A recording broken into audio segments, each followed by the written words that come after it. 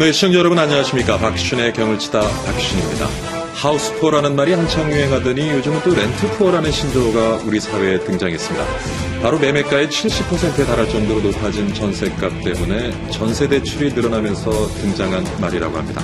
전세대출은 특히 이제 부실 위험이 높아서 안 그래도 위태로운 가계부채 문제에 또 다른 내관으로 작용할 수 있다는 우려가 높습니다.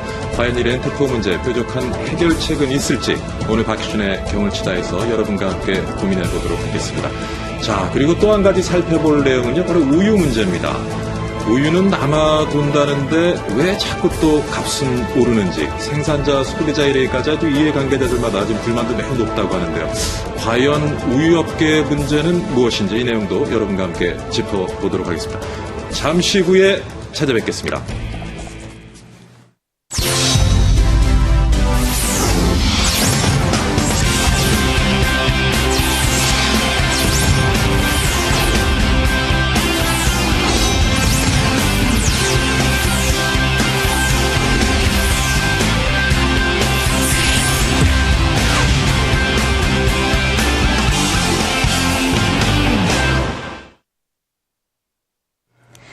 (2002년) 이후 12년 만에 최악의 재고 사태를 겪고 있는 우유시장. 남아도는 우유 때문에 낙농가와 유업체의 시름이 점점 깊어만 가고 있는데요. 말 그대로 우유가 넘쳐나는 국내 우유시장 함께 살펴보겠습니다. 국내 빅3 유업체들이 연중 할인 행사를 벌이고 중견업체들은 파격적인 할인폭으로 판매에 열을 올리고 있습니다. 우유 한 팩을 사면 한 팩을 덤으로 주는 1+1 행사도 마트에서 항상 볼 수 있는 일상적인 풍경이 돼버렸는데요. 우유 공급은 넘쳐났는데 우유의 소비량은 점점 떨어지는 이중고에 맞닥뜨린 국내 우유 시장. 판매 감소는 유업체들의 실적 악화로 이어져 영업이익이 감소하는 반면 원유값은 점점 인상돼 인상분을 제품 가격에 반영해 결국 우유와 유제품 가격이 올라 소비자의 외면을 받는 악순환이 계속되고 있습니다. 한때 완전 식품으로 한창 주가를 날리던 우유의 위상이 말이 아닌 것 같은데요. 날이 갈수록 우유 소비는 주는데 생산은 늘고 가격은 오르는 이상한 우유 시장의 속사정과 이런 악순환의 고리를 끊을 수 있는 방안은 무엇인지 지금부터 본격적으로 경을 쳐보도록 하겠습니다. 스튜디오 나와주세요. 네, 유달리 캐스터 잘 들었습니다. 우유값 논란과 그 속에 숨은 구조적인 문제들, 그것이 무엇인지 오늘 여러분과 함께 살펴보도록 하겠습니다. 오늘 나와주신 분은요, 한국축산경제연구원의 노경상 원장입니다. 어서 오십시오, 원장님. 네, 안녕하세요. 예, 안녕하십니까. 자, 방금 전에 좀 살펴봤습니다만 지금 우유 재고량이 2002년 후 12년 만에 지금 최고치라고 하는데 우유의 과잉 생산 지금 어느 정도 수준인지요? 8월 말 현재로 이제 그 생산량이 누적된 것을 보면은 148만 5천 톤으로 전년 대비해서 한 6% 정도 생산이 늘었습니다. 근데 이제 12월 말까지를 한번 전망을 해보면은 220만 한 6천 톤 정도가 생산이 될 걸로 보고 있거든요. 이렇게 되면은 8월 말까지는 그 소위 말해서 우유가 남은 물량이 한 20만 톤 정도였는데 연말 가면은 한 29만 1천 톤 정도 잉여 물량이 생길 것으로 전망을 하고 있습니다. 뭐 지금 현재와 같은 수준이라고 가정했을 거예요. 생산이나 소비가 같다고 가정했을 경우에 그렇게 전망을 하고 있습니다. 그럼 이게 생산량이 늘어나는 것이 축산 농가가 늘었기 때문입니까? 아니면은 뭐 이렇게 생산성이 높아졌기 때문입니까? 올해 이제 생산이 좀 많이 늘게 된 이유는 동절기가 되면은 이게 날씨가 추워지면 우유 생산이 좀 줄거든요. 근데 반면에 올해는 동절기가 좀 적었습니다. 그 여름이 되면 또 온도가 올라가면은 우유 생산이 주는데 더운 날씨가 좀 줄었어요. 그리고 이제 사료값하고 관계되는데 금년도는 국제 곡물 가격이 괜찮아가지고 이 사료값이 상당히 안정되었습니다. 그래서 이런 한 세 가지 이유로 해가지고 우유가 생산량이 전년도에 비해서 이렇게 많이 좀 늘었습니다. 그렇군요. 근데 반면에 보니까 우유 소비는 조금 갈수록 줄어드는 것 같습니다. 어떻습니까? 우유 소비는 두 가지로 볼 수가 있는데 하나는 백색 우유가 있고, 백색 우유요? 소위 우리가 시중에서 마기는 그 병이나 뭐 팩에 들은 백색 우유가 있고, 또 유제품이 있습니다. 뭐 치즈, 바다 등등 아이스크림 뭐 여러 가지가 유제품이거든. 이 두 가지가 있는데 백색 우유는 우리나라뿐만 아니고 전 세계적으로 지금 소비 수요가 점점 줄어가는 입장에 놓여 있고 반면에 치즈와 같은 그런 유제품 수요는 계속 늘고 있습니다. 예. 우리나라도 똑같은 그런 경향을 보이고 있거든요. 그래서 이제 지금 말씀하시는 소위 그 백색 우유, 예. 이거는 이제 소비가 줄고 있습니다. 예. 근데 이제 소비가 줄는데 특히 우리나라의 경우 요새 경기가 안 좋으니까 예. 작년도에 비해서 지금 우유가 소비가 줄고 있다. 정부가 지금 우리 저 경기 활성화를 위해서 여러 가지 지금 대책을 추진하고 있는데 예. 만약에 경기가 좋아지면은 예. 우유 소비도 좀 늘지 않나 하는 희망을 가져봅니다. 백색 우유를 가장 많이 소비하는 연령은 어느 층인가요? 아무래도 젊은 층이 많습니다. 영유아가 많겠죠. 영유아 그다음에 이제 예. 청소년층, 특히 청소년들은 우유를 출산율 떨어지는 게 좀 원인이 될 수 있겠네요. 네 출산율이 떨어지고 있는 것도 원인이 될 수 있겠어요. 그렇습니다. 그건 뭐 확실한 원인이 되고 예, 있죠. 예. 네 맞습니다. 예. 그런 반면에 유제품의 수요는 조금씩 늘어나고 있다는 늘고 말씀이시죠? 있습니다. 네 그렇습니다. 자, 지금 뭐 생산은 자꾸 늘어나고 그다음에 소비는 줄고. 근데 이해가 안 가는 것이 보통 그러니까 시장을 살펴보면 공급량이 많고 수요량이 줄어들면 결국에 가격이 내려가는 것이 정상인데 네. 지금 우유 가격은 오히려 조금씩 오르는 것 같습니다. 어떤 연유에서 이런 비정상적인 구조가 만들어졌는지요? 네, 우유가 이제 두 가지 값이 있는데 예. 지금 말씀하신 우유는 시중에서 파는 우유고 예. 근데 원유라는 게 있거든요. 예, 예. 원유는 낙농가가 짜낸 그 우유 가공하기 전에 원유를 이제 원유라고 원유, 합니다. 예. 네, 그렇습니다. 그래서 사실은 지금 교수님 말씀하신 대로 수요와 공급에서 값이 예. 변동이 돼야 되는데 예, 예. 이 우유는 그렇지 못합니다. 뭐 전 세계적으로 다 같은 경우에는 우리나라도 예. 이 원유 가격에 대해서는 예. 얼마 전에 이제 그 생산비 연동제를 채택을 했거든요. 예. 그게 뭐냐면 생산비가 통계청에서 발표하는 것이 오르면 올리고 예. 내리면 내린다는 것이 생산비 원유 가격 연동제입니다. 예. 예, 그래서 그걸 이제 금년에 처음으로 시행하는 그런 해였어요. 그런데 지금 교수님 말씀하신 바와 마찬가지로 예. 우유 생산은 늘고 예. 소비는 경기가 안 좋아서 줄고 있는 판에 예. 그런데 우유 생산비는 사실 올랐습니다. 예. 그러면은 연동제에서 당연히 이 원유값이 올라가야 되잖아요. 그래서 고민을 많이 했어요. 예. 그래서 생산자들이나 유가공업체들이 같이 협의를 해가지고 예. 그 연동제 계산에 의한다면 리터당 한 25원 정도 더 오르게 돼 있는데 예. 이게 지금 시장 상황이 그러니까 올렸다가는 값이 올라가면 오히려 소비가 더 줄 것이 아니냐. 그렇죠. 예. 그래서 가격을 이번에 동결을 시켰습니다.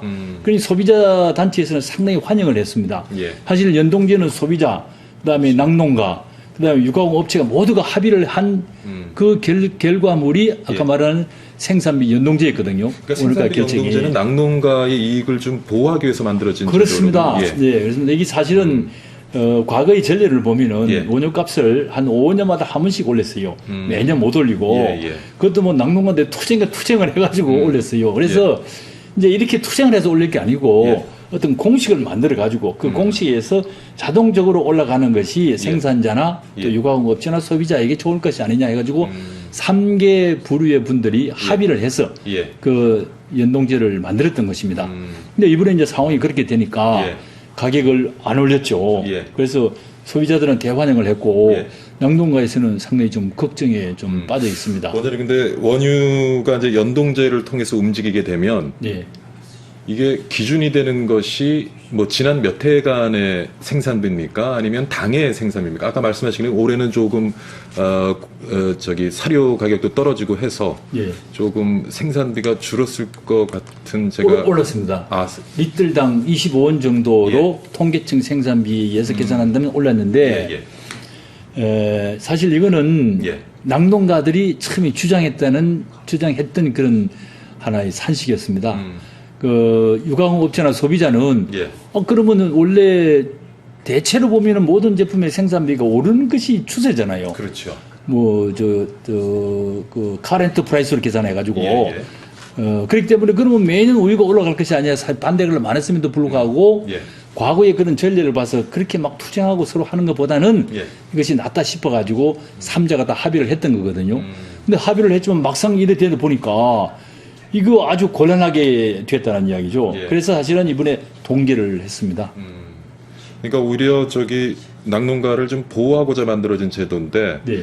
수요가 줄어도 가격이 떨어지지 않기 때문에 소비가 줄어들면서 우리 낙농가에게 지금 피해가 될 수 있는 그런 상황이 지금 만들어지고 있는 거군요. 그렇습니다. 예. 그래서 이 문제를 해결하기 위해서 또 3자들이 모였어요. 예. 그래서 이제 어떤 뭐 방법을 이제 찾아내야 되지 않겠습니까? 그 3자가 모였는데 아직 2자는 합의를 했어요. 근데 한 분이 와서 합의를 못한 그런 상태입니다. 다시 말하자면 낙농가하고 유광업체는 이제 합의를 일단 했습니다. 합의라고 말씀하시면 이게 이제 우유값 결정회는 낙농진흥회라고 있는데 예. 낙농진흥회에서 주어진 절차에 따라서 가격을 결정하게 되어 있습니다.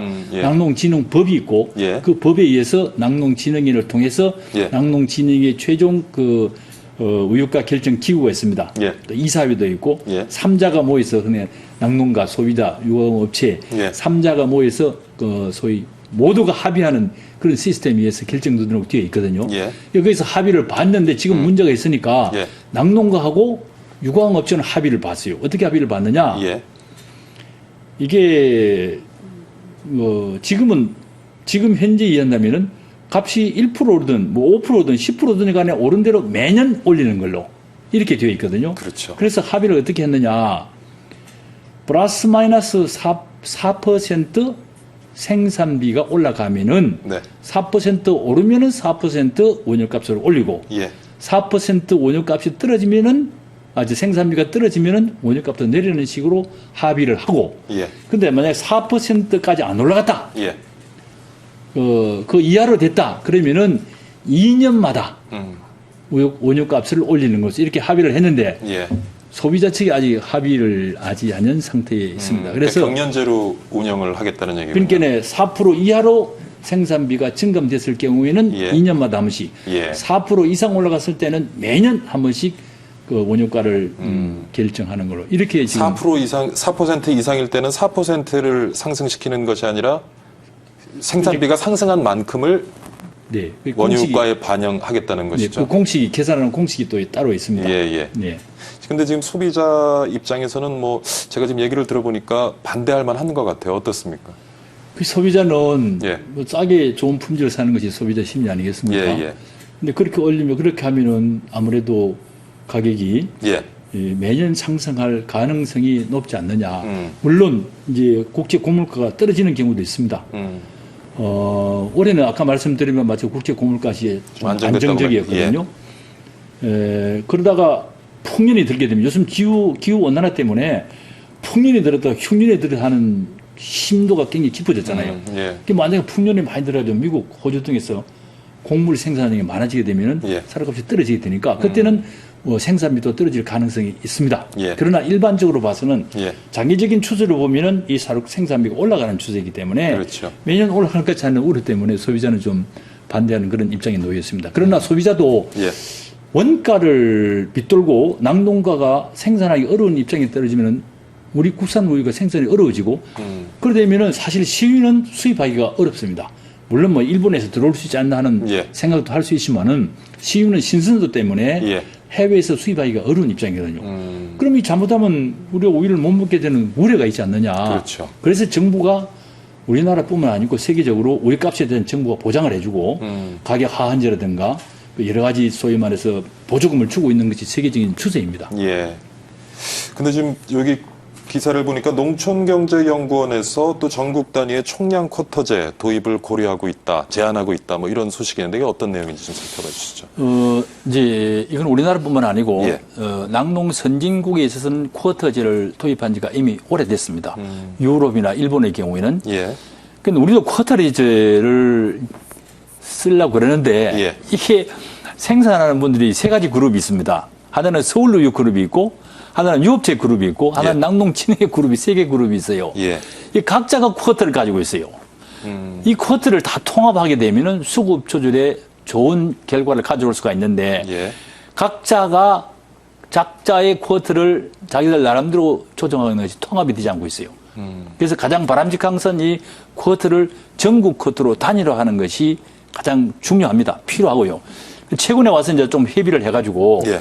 그런 방향으로 가자는데 의견이 좀 모아졌지만은 아직 그게 확실히 결정된 바는 아닙니다. 그러나 우유 산업에 있어가지고 예. 이 쿼터제를 하는 문제와 예. 뭐 조금 이때 뭐 해결책에 대해서 말씀 드릴 기회가 있을런지 모르겠습니다만서도 이 생산 구조, 예. 이 또 우리 산업 구조 전체에 대한 개편이 한번 따라줘야 지금과 같은 여러 가지 수급상의 불안, 예. 또 앞으로 FTA가 되게 되면은 유제품이 계속 지금 들어오고 있으니까 예. 지금 사실 유제품 시장은 수입 유제품이 완전히 이렇게 내준 셈이나 마찬가지예요. 이게 심각한 문제인데. 그 이유가 뭡니까, 원장님? 우리가 좀 기술이 부족한가요? 첫째는 국산 원유값이 비쌉니다. 유제품을 생산하기에 원유값이 생산가가 경쟁력이 없군요. 그렇습니다. 원유값이 비싸거든요. 예. 그 원유 가지고 유제품을 만드는 거니까. 예. 그 원유값이 비싸니까 해외는 싸고. 그렇죠. 그러니까 수입 유제품이 들어올 수밖에 없다 하는 이야기고. 또 근데 FTA 유제품을 만들 동기부여가 안 되는군요. 그렇습니다. 그 다음에는 FTA를 이제 미국, 유럽, 영연방, 지금 그렇죠. 뉴질랜드가 아직 결정 안 됐습니다만서도 예. 지금 추진하고 있는 그런 입장에 놓여 있는데 그게 다 소위 낙농 선진국이잖아요. 그 나라들하고 체기를 했을 때 TRQ라는 게 있잖아요. 저관세 물량으로 드는 예. 물량을 TRQ를 사실은 좀 우리가 많이 내줬어요. 저쪽에 압력에 우리가 좀 더 적극적으로 해서 적당히 좀 조절을 했어야 되는데 좀 아쉬운 것은 TRQ 물량을 많이 줘버렸기 때문에 예. 낮은 관세로 수입 제품이 들어올 수 있는 가능성이 많아져 버렸어요. 그래서 비싼 국산 원유를 가지고 유제품을 만드는 유제품 시장이 예. 수입 유제품 시장이 사실은 거의 다 뺏겨버린 상태에 놓여 있습니다. 이것이 어려운 문제거든요. 그래서 예. 이것을 비롯해 가지고 생산 구조, 유통 구조, 예. 수급 구조를 좀 바꿔야 예. 지금과 같은 여러 가지 수급상의 애로 또 장기적으로 안정적인 공급 예. 이런 것들이 좀 보장될 수 있지 원장님 않나 싶습니다. 설명을 들어보면 어차피 향후에도 백색 우유 수요는 조금씩 줄어들 것 같고요. 결국 그렇습니다. 낙농가의 살 길은 이제 유제품 네. 쪽인 것 같은데 네. 워낙 또 원유 단가가 비싸니까 유제품을 만들기에는 국내 시장에서 좀 현실이 뭐 적합하지 않고 네. 그러면 결과적으로는 좀 원유가를 내려야 한다는 결론이 나올 수가 있는데 그렇습니다. 원유가를 내려 그러면은 생산비를 줄여야 되거든요. 예. 그럼 생산비를 줄일 수 있는 가능성이 생산비는 높아지는데 원유가 줄이게 되면 낙농가가 피해를 또 입겠죠. 그렇죠. 그래서 원유값을 줄이기보다는 원유값이 올라가는 것을 최소화해야 될 필요가 있다는 이야기죠. 예, 예. 그러면 그 원유값이 올라가는 걸 최소화하려면 생산비를 줄일 수 있는 방안이 있어야 된다 이거예요. 예. 생산비의 가장 핵심이 사료값입니다. 사료라고 말씀하셨고. 예. 예. 사료는 두 가지 사료가 있습니다. 하나는 풀사료, 예. 조사료가 있고 하나는 농사료, 옥수수와 같은 대두박, 콩 이런 거 있지 않습니까? 예, 예. 이런 것 같은 농사료 두 가지 사료가 있는데 사실 농사료는 뭐 거의 100% 수입에 의존하고 있습니다. 네. 곡물 사료는. 근데 조사료는 뭐 현재 우리 통계로 의하면 한 85% 정도가 국산입니다. 예. 그러니까 정부가 막 90% 이상, 95% 이상 작업을 목표로 하고 있거든요. 예. 그 다음에 이제 사료를 먹일 때에 예. 조사료하고 농사료하고 적당히 배합비를 맞춰 먹여야 되는데 예. 한국 사람은 성질이 급해서 그런지 예. 농사료를 많이 줘요. 그럼 우유가 많이 생산됩니다. 우리 두당 원유 생산량은 세계적 수준이에요. 우리 지금 젖소 우유 생산, 두당 생산량이 예, 예. 퀄리티도 좋습니다. 예. 그러니까 농사료를 너무 많이 주고 있습니다. 그러니까 조사료를 많이 줘야 소의 경제 수명이 길어집니다. 다시 말하자면 소 한 마리를 가지고 예. 젖을 떼자는 기적이 우리가 3년이 못 돼요. 근데 상대국 선진국은 4년, 5년이거든요. 이게 경제 수명인데 예. 공장으로 따면 공장의 내수 연한에 있잖아요. 이게 내수 연한이 짧아 보니까 그만큼 코스트가 많이 들어가는 거 아닙니까? 그렇죠. 그러니까 조사료 비하고 그다음에 농사료 비율을 예. 좀 조정해야 된다. 농사료를 줄이고 조사료를 많이 줘야 된다는 이야기예요. 예, 예. 그리고 조사료를 100% 이제 생산을 늘려야 되는데 그러면은 생산지가 사실은 국토 면적이 좁기 때문에 어렵지 않느냐 하지만 그렇죠. 요새 간척지를 우리나라가 11개 지역을 만들어 놔서 거기에 다 조사료표가 들어갈 수 있도록 만들었어요. 그럼 거기에 광활한데 조사료를 많이 심을 수 있는 가능성이 있습니다. 지금 그래 하는 사례가 몇 군데 있고. 예, 예. 그 이 조사료를 많이 생산해서 양질의 조사료를 생산하고 그다음에 곡물도 우리가 수입에 의존하고 있지만 여러 가지 제도적인 개편을 해가지고 예. 뭐 사료 가격 안정 기금 제도를 수입한다든가 사료 가격을 안정적으로 하기 위해서 직거래를 할 수 있도록 지금 사료에서 외상 거래를 많이 하고 있어요. 그리고 외상 거래를 많이 하는 게 이자를 많이 물어야 될 거 아니겠습니까? 그렇죠. 돈이 없으니까 농가가 예, 예. 그 외상 거래를 줄이도록 지원해 주는 방안이라든가 또 그 배합 비율을 효율을 높이게 할 수 있는 그런 배합비를 짠다든가 이렇게 해서 생산 코스트를 내리게 되면은 예.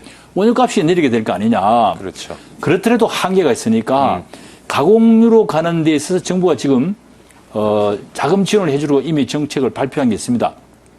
우리가 연간 한 200만 톤 정도 생산했을 경우에 예. 한 10% 정도, 20만 톤 정도는 가공류로 생산했을 경우에 그 가공 원유를 생산한 농가에는 생산비를 보장해주고 예.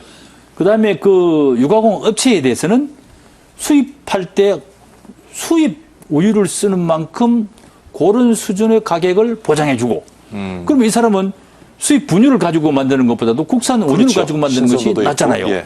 그러니까 가격은 정상적으로 우유값을 지불해주고 그 차액을 정부가 보조하겠다. 지원해주는 시스템을 갖겠다고 이미 발표를 했어요. 근데 예산이 여의치 않아가지고 사실 약속된 대로 못해줘서 낙농가들이 부담이 될수 있겠네요. 불편이 좀 많습니다. 예. 그래서 FTA 관련해가지고 이 제도가 반드시 정착이 돼야 되지 않나. 예. 이렇게 되면은 아까 말씀드린 그런 것과 함께 예. 생산비를 떨어뜨리고 원유값이 올라가는 걸 막으면서 예. 수급의 안전을 공급을 안정적으로 할 수 있는 시스템이 이루어질 수 있는 가능성이 있다. 네, 저는 그렇게 오늘 봅니다. 지금 낙농가 관점에서 이제 문제 해결책을 말씀해 주셨는데 네. 우유업체들은 네. 또 어떤 좀 자구 노력이 필요하겠습니까? 원유업체가 두 가지 업체가 있어요. 하나는 협동조합 스타일이 있고 협동조합, 하나는 이제 뭐 여러 가지 유업체들이 몇 개 있지 않습니까? 예. 그래서 두 가지가 있는데 협동조합도 뭐 서울우유가 제일 큽니다. 마켓시가 34% 되니까. 네. 그 여러 가지 낙농조합이 몇 개 있어요. 그러니까 이것을 하나 통합을 해야 할 필요가 있습니다. 그래서 투 트랙으로 하나는 협동조합 체제로 협동조합은 농민이 주인이지 않습니까? 그렇죠. 그리고 요거는 일반 회사다 이거. 이 투 예. 트랙으로 가야 된다 하는 그런 문제가 있고 예. 그것이 지금 잘 안 돼가고 있어요. 그래서 이것이 유업체거든요. 소위 말해서. 잘 안 되는 이유가 뭡니까? 안 되는 이유가 기득권을 가지고 있는 소유를 그렇습니다. 때문인가요? 예. 그렇습니다. 그 포기 좀 하고 공동으로 전체 이익을 도모해야 되는데 예. 그걸 잘 포기하지 않아 그런 문제가 있거든요. 그래서 이 투 트랙으로 가야 한 전제하에서 유가공 업체가 해야 할 일이 뭐냐? 유통비용을 좀 떨어뜨려야 된다는 얘기예요. 유통비용을. 예. 뭐 지금 그게 나온 지가 오래된 이야기입니다. 여러 가지 각자가 유통비용이 다르지 않습니까? 예. 유통비용을 좀 떨어뜨리는 방법을 강구해야 되고 예. 그다음에 제품을 개발해서 가지고 예. 미국 사람이 좋아하는 우유 예. 맛이 다르거든요. 한국 사람하고 유제품도 좀 다릅니다. 이게요. 같은 치즈라도 미국 사람이 좋아하는 치즈와 한국 사람이 좋아하는 치즈가 다르잖아요. 예. 유럽산 치즈하고 국산 치즈하고 맛이 다르거든요. 우리가 수입을 하더라도 우리의 입맛에 맞게 치즈를 다시 재가공합니다. 그냥 국산 우유를 가지고 예. 우리의 입맛에 맞는 치즈 등 유제품을 개발하는 노력을 더 많이 해야 될 문제가 하나 있고 예. 거기에 정부 지원도 필요하지만은 업체 스스로 국산 우유를 많이 좀 써가지고 유제품을 만들어내도록 하자.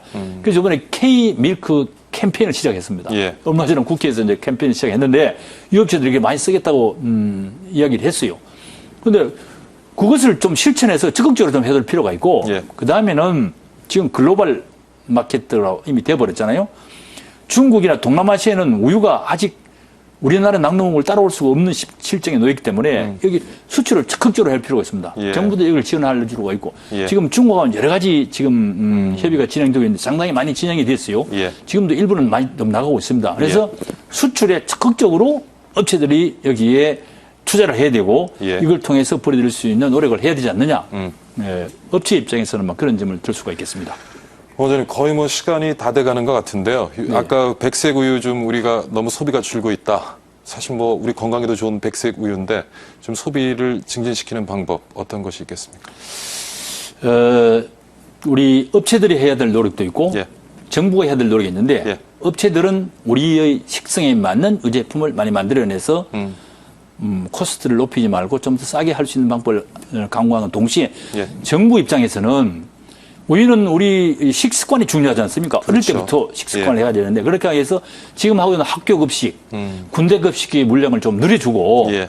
학교 급식의 제도적인 좀 개선할 점이 있습니다. 그러나 예산 때문에 어렵거든요. 예. 그다음에 경찰에는 아직 그게 안 들어가고 있습니다. 예. 그래서 경찰에도 그게 좀 우유가 급식이 돼서 정부가 예산 지원을 해줄 수 있는 그런 게 필요하고 예. 그다음에 우유 하면 빵과 함께 먹는다 이렇게 생각하는데 예. 우유도 밥과 같이 먹을 수 있다. 예. 저는 사실 대학 다닐 때 우유에다 밥에다가 우유를 탁 비벼서 비벼놓으면 고소한 맛이 좋습니다. 빵과 우유 못지않게 예. 밥과 우유도 먹을 수 있다. 예. 이런 우리 새로운 식문화를 개발하면은 예. 실제로 하고 있어요. 예. 어릴 때도 그런 습관을 들이면은 우유 소비가 늘어날 것이고 먹는 우유 못지않게 요새 여자분들이 화장 예쁘게 보이려고 피부 미용 많이 하지 않습니까? 예. 이게 우유가 피부 미용에 아주 좋습니다. 그렇죠. 그래서 먹는 것 외에 미용 등 여러 가지 방법으로 우유를 소비할 수 있는 많은 연구 개발이 실용화될 필요가 있다. 그렇게 생각합니다. 알겠습니다. 오늘 한국 낙농가의 발전 방안에 대해서요. 한국축산경제연구원의 노경상 원장과 함께했습니다. 오늘 좋은 말씀 감사드립니다, 원장님. 네, 수고하셨습니다. 예.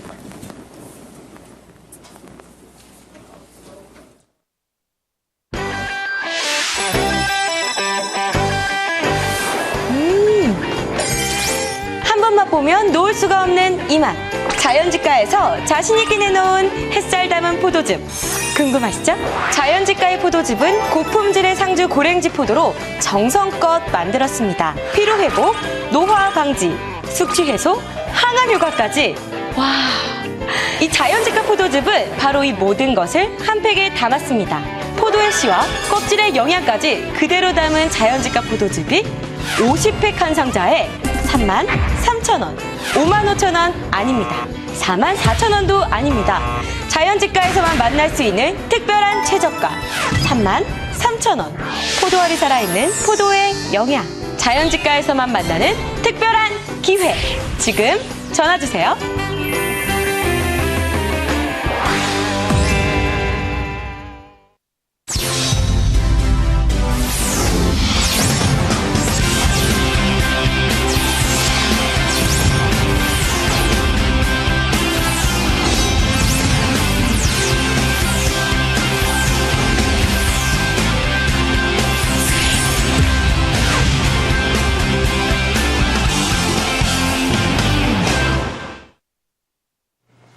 자고 일어나면 오르는 전셋값 때문에 렌트푸어가 새로운 국내 가계부실의 뇌관으로 떠올랐는데요. 끝을 모르고 계속 고공행진을 이어가고 있는 아파트 전셋값 추이를 함께 살펴보겠습니다. 네, 박근혜 정부에 들어서면서 지난 9월까지 19개월간 전국 아파트 평균 전셋값은 1억 5,650만 원에서 1억 8,135만 원으로 16% 가까이 급등했습니다. 이는 같은 기간 전국 아파트 평균 매매 가격이 2억 5,946만 원에서 2억 6,672만 원으로 2.8% 오르는 데 그친 것과는 아주 대조적인 모습이었는데요. 이렇게 전셋값이 급등하자 전세 대출도 덩달아 매년 큰 폭으로 증가를 하고 있습니다. 은행권의 월 평균 전세 대출 신규 취급액은 2011년 7,540억 원, 2012년엔 8,537억 원, 2013년에는 9,416억 원 등으로 매년 증가했고 올해 들어서는 1조 원을 드디어 돌파했습니다. 전세 대출이 증가하면 가계는 물론 금융부실까지 불러오는 등 사회 전반에 걸쳐 악영향을 끼칠 수 있는데요. 사회 불안을 가중시키는 렌트푸어의 양산을 막을 수 있는 방법, 전세시장 안정화 방안은 무엇인지 계속해서 본격적으로 경을 쳐보도록 하겠습니다. 스튜디오 나와주세요. 네, 유달리 캐스터 잘 들었습니다. 두 번째 경을 쳐보도록 하겠습니다. 방금 보신 것처럼 전세 대출이 급격하게 늘었다는 보고가 나왔습니다. 대출을 자꾸 권하는 정부, 하지만 대출 문제 심각하다고 자꾸 다루는 언론들, 참 균형 잡기 어렵습니다. 아무튼 렌트푸어 문제 좀 살펴보고자 하는데요. 오늘 모신 분은 건국대학교 부동산학과 심교원 교수 나오셨습니다. 어서 오십시오. 네, 반갑습니다. 예. 제가 조금 착각을 했습니다. 죄송합니다. 예, 방금 전에 살펴봤는데 전셋값 고공행진 뉴스 요즘 언론을 도배하고 있고요. 일부에서는 미친 전셋값이다 이런 격한 그렇죠. 표현이 나오기도 하는데 어느 정도입니까? 지금 최근에 작년에 또 많이 뛰었습니다. 최근 한 3년간 뛴 걸 보게 되면은 역대 최고가 아닌가. 그리고 역대 최장으로 오래 뛰었고요. 그리고 전문가들도 사실 올 초 같은 경우에는 전셋값이 오르긴 오르겠지만은 과거의 상승세보다는 좀 주춤하지 않겠느냐라는 예측을 많이 했습니다.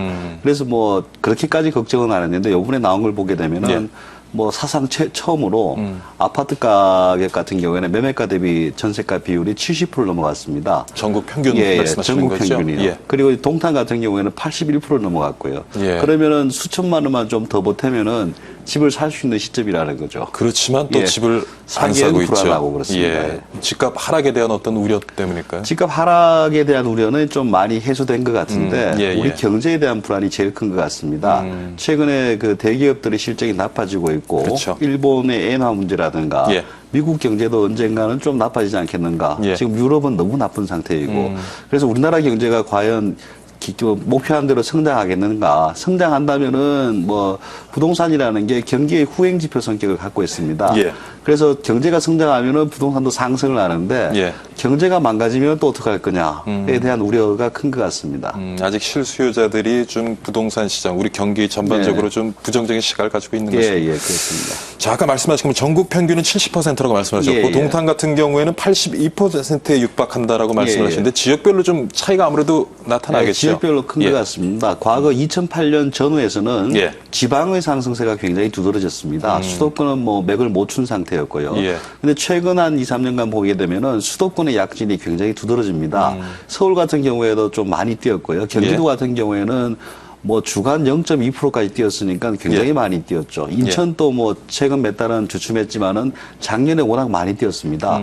그래서 서울, 경기, 인천을 최근 한 3년간 보게 된다면은 뭐 작은 지역은 한 15%, 많은 지역은 20% 이상이 뛰었습니다. 그러니까 굉장히 뭐 저 상승이 가팔랐다고 볼 수 있습니다. 지금 말씀하신 것처럼 한 3년 전에는 지방 상승률이 높았고 최근 수도권 상승률이 높다고 했는데 그 변화가 만들어진 어떤 계기는 어떤 것이 그게 이제 있을까요? 공급량하고 관련이 있는 것 같습니다. 지방 같은 경우에는 호황기를 이룰 때는 그 직전 몇 년간 택지 공급이라든가 어떤 신규 주택 공급이 상당히 적었습니다. 그러고 나서 공급이 늘면서 이게 가격이 올라가는 추세였고 수도권 같은 경우에는 과거 몇 년 동안 뭐 지속적으로 신도시를 만들고 공급을 늘려놓은 상태여서 그리고 나서 이제 가격이 좀 주춤한 게 아니냐. 그리고 최근엔 또 공급이 그 조절해가지고 그런 효과들이 좀 있는 것 같습니다. 근데 이렇게 전세값이 계속 오르고 있다는 건 아무래도 수요 공급과 관련이 맞습니다. 있겠죠. 수요 공급이 제일 크죠. 그 수요 측면에서 보게 된다면은 아까도 말씀드렸지만은 앞으로 경제가 성장할 것이냐에 대한 우려 때문에 집을 사느니 그냥 전세를 살자는 측면 때문에 수요는 계속 늘거나 유지된 상태였습니다.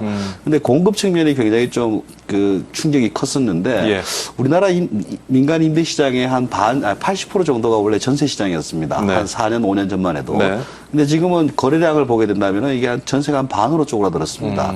그러니까 90%에서 50% 줄었으니까 전세 공급이 너무나 급격히 줄어가지고. 그럼 그 30%는 월세 시장으로 옮겨간 거의 것이겠죠. 다 월세나 보증부 월세, 뭐 반월세 이런 쪽으로 다 옮겨간 겁니다.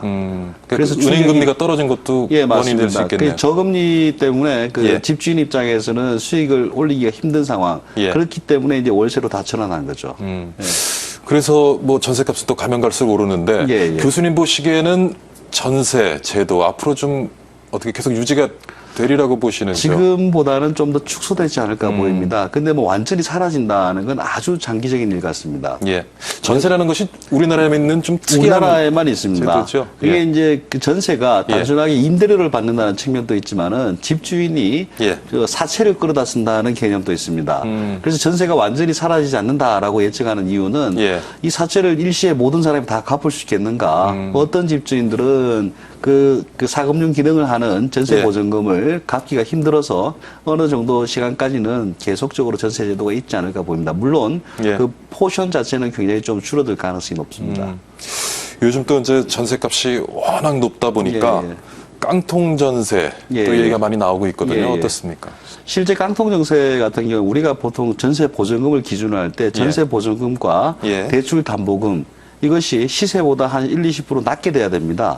근데 요즘 어떤 일이 있는가 보면은 그 대출 보증금이 많이 낀 상태에서도 그 전세 보증금을 대폭 올려가지고 시세보다 높아지는 경우들이 나타나고 있습니다. 근데 전세 물량이 워낙 풍기 현상을 띠다 보니까 그리고 또 기존에 살던 사람 같은 경우에는 이사 같은 걸 하게 되면은 비용이 많이 발생합니다. 그러니까 에라 모르겠다. 그러면서 그렇게 그 전세를 유지하는 경우가 많습니다. 근데 세입자들에게는 굉장히 위험도가 상당히 높습니다. 요소가 될 것 같은데. 그래서 만약 그게 이제 집주인이 보증금 반환을 하지 않거나 아니면 집주인이 다른 뭐 보증을 쓰거나 해서 집이 날아가게 될 경우에 그때는 전세 세입자 같은 경우에는 그 보증금을 다 못 받을 가능성이 높습니다. 교수님, 그러면은 그러한 피해를 입지 않기 위해서 세입자들이 좀 어떤 세입자 입장에서는 먼저 국가에서 보호하는 제도들이 있습니다. 어떻게 전세를 해서 이사를 가게 되면은 예. 입주일자에 확정일자를 반드시 받아야 됩니다. 동사무소에서. 예. 그러면은 특정 금액까지는 우선순위를 인정해 주기 때문에 경매에 넘어가더라도 뭐 어느 정도 반환을 받을 수 있습니다. 예. 그 금액이 높지는 않습니다.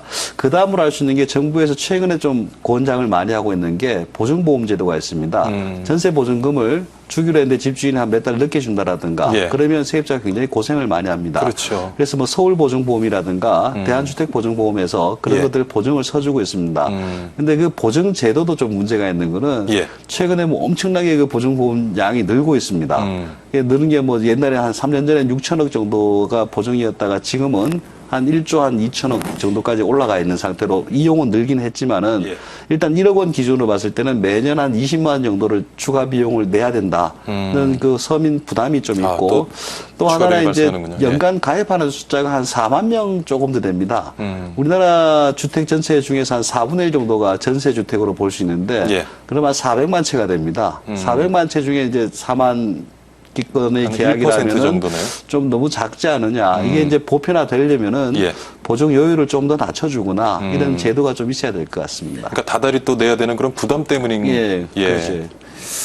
참, 근데 이게 또 하나 우리가 걱정하는 것이 전세값이 이렇게 치솟다 보니까 전세 대출이 또 늘어나고요. 예, 예. 최근 뭐 우리 경제 압박하고 있는 요인 중에 하나가 사실은 가계빚인데 예, 맞습니다. 이 가계빚 문제 괜찮을지 모르겠습니다. 지금 최근에 가계빚 전체가 1,000조를 넘어갔습니다. 그렇죠. 예. 1,000조를 넘어가서 뭐 굉장히 심각하다. 그리고 예. 외국 기관에서도 그 많이 지적하고 있습니다. 실제 GDP 대비로 해서 가계 예. 대출을 보면 우리는 뭐 미국이나 일본에 비한다면은 그렇게 많지는 않습니다. 예. 그런데 이제 순소득 대비에 비교해서 그 가계 대출을 보면은 뭐 거의 탁월하게 높은 편입니다. 이 말은 이제 소득과 관련된 부분이 우리가 굉장히 큰 문제가 아니냐로 예. 보여집니다. 예. 근데 실제 그 전체 가계 대출의 한 3분의 1 정도가 주택담보대출입니다. 근데 최근에 그 규제를 완화하고 LTV를 완화하고 하니까 그 3분의 1이 한 40%로 늘어났습니다. 주택담보대출이 급격히 늘고 있는데 예. 이 대출을 받는 사람들을 조사를 해보니까 예. 많은 사람들이 뭐 주택을 사거나 이런 게 아니고 대부분이 생계형으로 그 대출을 받는다는 말입니다. 그래서 이 사람들에 대한 대출을 줄이는 게 바람직한데 그럼 서민들 보고 더 힘들게 몰아내는 게 아니냐. 그렇죠. 생활고를 겪고 있기 때문에 예. 그래서 뭐 사실 바람직한 정책이라는 거는 이 사람들의 소득을 올리기 위한 정책이 좀 우선적으로 시행돼서 뭐 예. 또 집행 효과를 봐야 되는 게 아닌가 보입니다. 근데 뭐 소득이 또 하루아침에 올라갈 수 그렇지, 있는 건 굉장히 아니고요. 힘든 상황이죠. 예. 그래서 경제 전반적으로 부양책을 좀 잡아야 되고 그런 점에서 봤을 때는 정부가 예. 방향은 좀 잘 잡고 있는 게 아닌가 보입니다.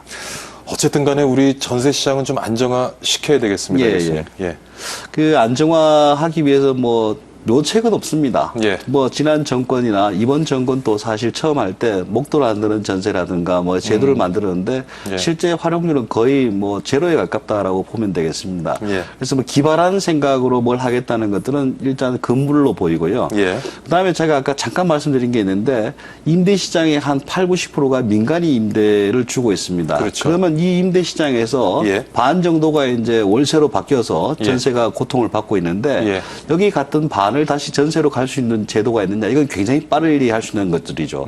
정부에서 뭐 공공 임대주택 늘리겠다 이런 것도 좋은 정책이지만 예. 이거는 뭐 10년 이상 걸리는 일이고 예. 그래서 이걸 가져올 수 있는 정책을 좀 찾아보자 이런 게 출발점이 아닌가 싶습니다. 예. 그래서 실제 민간 임대하는 사람 월세로 전환한 사람이라도 예. 전세로 전환할 경우에는 뭐 양도세를 대폭 없애버린다라든가 그렇게 하면은 다시 월세 공급이 단기적으로 좀 늘어나는 게 아닌가로 보입니다. 전세 공급이요? 예. 예. 전세 공급이 좀 단기적으로 늘어나게 되면은 예, 예. 가격 안정화가 있긴 하겠지만 여기에 대해서는 또 이제 부자 감세 논란이라든가 이런 것들이 또 나오게 될 겁니다. 그래서 실제 이 정책을 통해서 서민들이 혜택을 보는 것과 예. 부자들이 좀 많이 가져간다는 그 가격에 대한 판단을 좀 잘해서 예. 어느 정도 단기적인 정책을 좀 살아야 되는 게 아닌가 싶습니다. 그 외에 이제 보통 그 많이 나오는 게 전월세 상한제 얘기를 많이 합니다. 예. 근데 전월세 상한제 같은 경우에는 아무리 단기적으로 아무리 국소적으로 하더라도 선진국들이 사례를 봤을 때는 굉장히 그 폐해가 컸습니다. 그렇죠. 그래서 중장기적으로 봤을 때는 서민들이 더 큰 고통을 입는 경우가 많기 때문에 이게 뭐 아무리 인기 영합적이고 기분상으로는 한번 그렇게 할 수 있을지 모르겠지만은 좀 그 장기적 효과를 봐서 좀 자제하는 게 좋지 않을까 보입니다.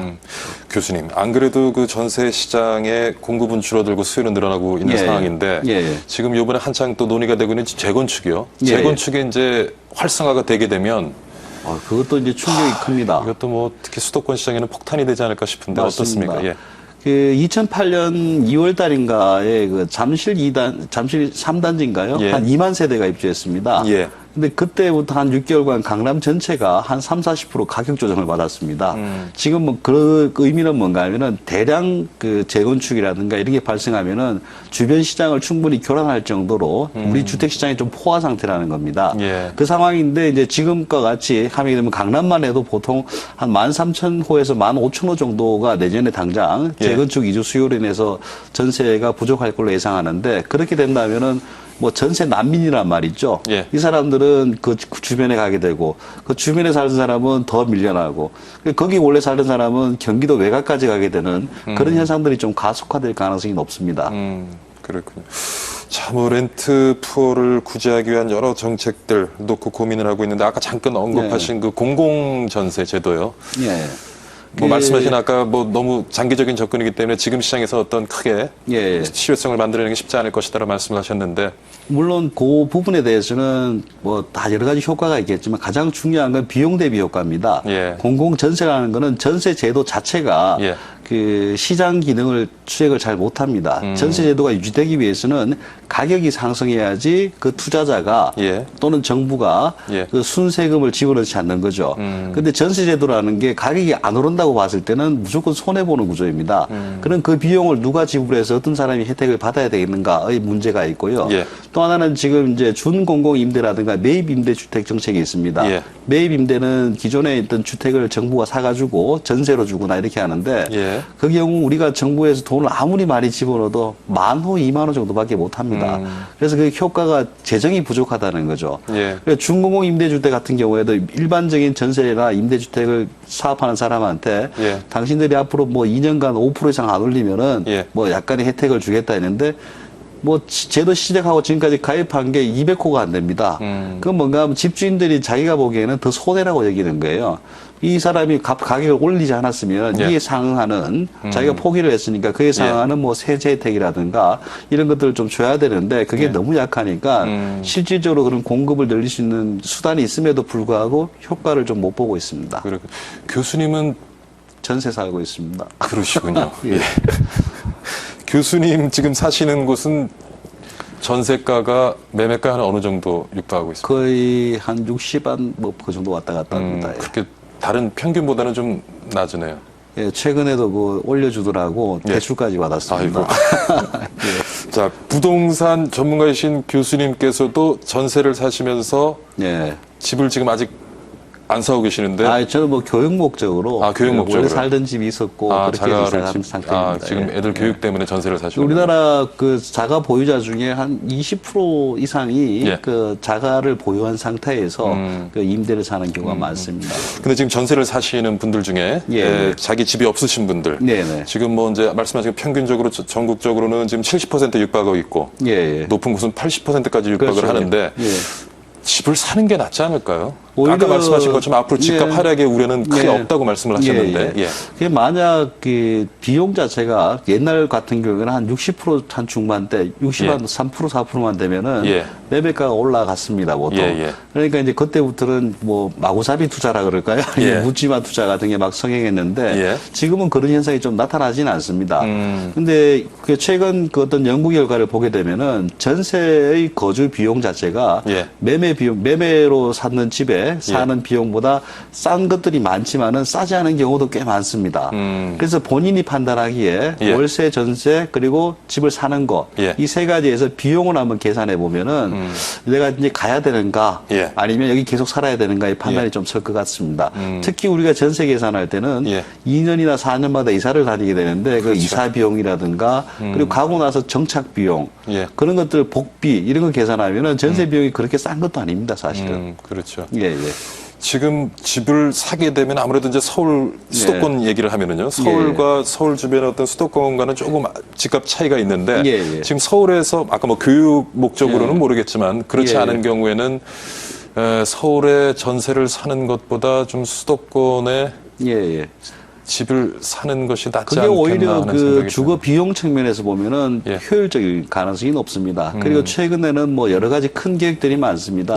뭐 GTX라든가 이런 광역 철도라든가 급행철도 그리고 뭐 지하철 연장이라든가 이런 것들이 수도권 외곽 지역으로도 좀 가기 때문에 그런 교통 여건이라든가 그리고 그쪽에 형성되는 그 교육 여건이라든가 이런 것 좀 살펴보게 된다면은 수도권 지역의 주택을 구매하는 게 오히려 그 저렴하면서 투자 가치가 있을 가능성이 높습니다. 근데 주의할 점은 그 지역이 고용이 계속 늘어나느냐를 주시해서 볼 필요가 있습니다. 고용이 좀 늘어나야지 그 도시는 장기적으로도 계속 가격이 오를 가능성이 있고 고용이 거의 없는 도시다. 뭐 기존에 그 나홀로 아파트 형식으로 지어져 있다 이러면은 그런 지역들은 좀 피하는 게 좋지 않을까 보입니다. 교수님 지금 서울하고 이제 수도권 지역을 조금 살펴봤는데 지방은 좀 사정이 어떤가요? 지방은 지방마다 워낙 그 편차가 심합니다. 그래도 대부분은 광역 지자체 같은 경우에 대구, 울산, 광주 이런 경우에는 지금 거기도 매매가 대비 전세가 비율이 거의 70%를 다 넘었습니다. 그래서 당분간 이어질 것 같은데 좀 주의하셔야 될 거는 인허가 물량이 있습니다. 착공 물량이라든가. 최근에 몇몇 광역지자체는 그 인허가 물량을 좀 대폭 늘렸습니다. 그 말은 공급이 늘어나기 때문에 약간의 가격 조정은 좀 받을 겁니다. 그 외에 이제 뭐 몇몇 지역들은 또 인허가 물량이 별로 안 늘어난 지역이 있어요. 그쪽은 가격은 계속 그 높은 상태를 유지하고 그다음에 전세난이라는 이런 것들도 계속 좀 심하지 않을까 보여집니다. 교수님 집을 사려고 하면 지금이 어떻습니까? 적깁니까? 아니면 이게 집을 사는 것에 대해서 이제 사람들이 그 시점을 잘 잡아야 된다. 이것도 분명히 맞는 말입니다. 그래서 지금 시점상으로 보면은 좀 괜찮지 않은가. 그리고 대부분의 사업하는 사람이라든가 시장 예측자들 보면은 미국이나 일본에서 어떤 큰 일이 발생하지 않은 한은 부동산은 좀 너무 장기간 침체, 이렇게 침체된 적은 없습니다. 장기간이거든요.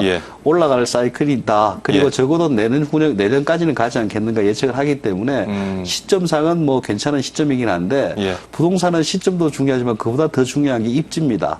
그 입지에 대해서는 같은 시점에 사더라도 어떤 사람은 수익에서 소외가 되고 어떤 사람은 뭐 굉장히 대박을 터뜨리고 이런 상황이 많습니다.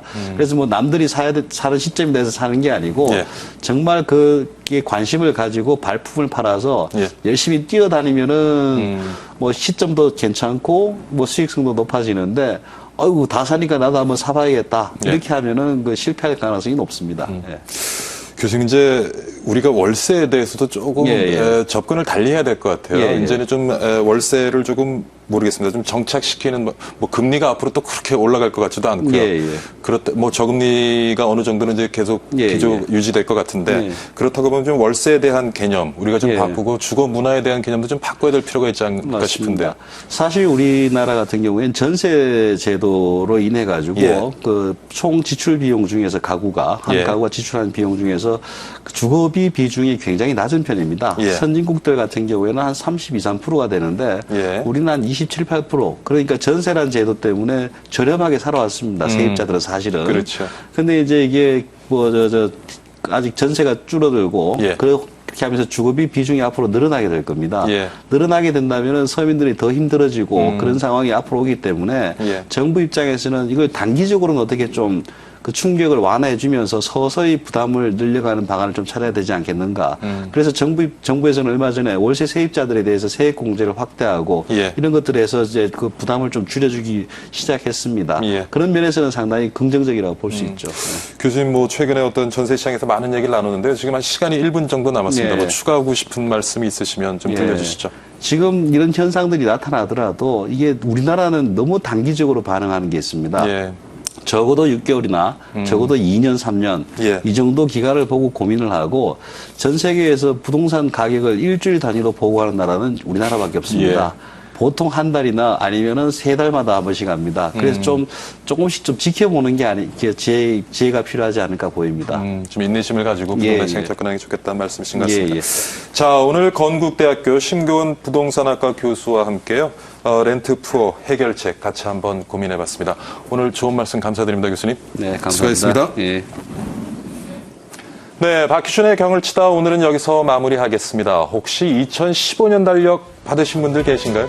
경기가 어렵다고 최근 몇 년 동안 달력 인심 참 야박했죠. 그런데 올해는 업체마다 달력 마케팅에 열을 올리고 있다는 소식입니다. 내년 달력이 벌써 나왔다고 하는데 아직 때이른 달력이 낯설기도 하지만 올 한 해가 조금 힘들었던 분들은 내년 달력 일찌감치 좀 보시면서 새로운 계획 세워보는 것도 나름의 힐링 방법이 아닐까 하는 생각이 듭니다. 자, 물론 아직 2010년이 많이 남았으니까 너무 멀리 가시면 안 될 것 같고요. 자, 건강한 주말 되시고 저는 다음 주에 다시 건강한 모습으로 찾아뵙겠습니다. 감사합니다.